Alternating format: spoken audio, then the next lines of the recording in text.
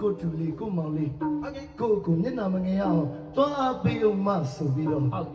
ဘုရင်လည်းရောက်လာကြတာရောက်လာကြပါလိုင်းမော်ကနေပြီးတော့သူလေးရရင်လည်းပြောနေကြတာဟုတ်ကဲ့ကြပါဘလို့အင်းများတယ်ချစ်ချင်းမြတ်တာနဲ့ဟုတ်ပါတယ်ဒါကြောင့်မလို့ပွဲမစားခင်ညနေလေးကရောက်နေကြပြီပွဲမစားသေးဘူးတစ်လလောက်တည်းဖျားလေးဝယ်ပြီးကြတယ်ဟုတ်တယ်မလားမမကြီးဟုတ်တယ်မလားမမကြီး ချက်ပြားရလား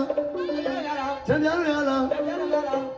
ဝင်ကနေရော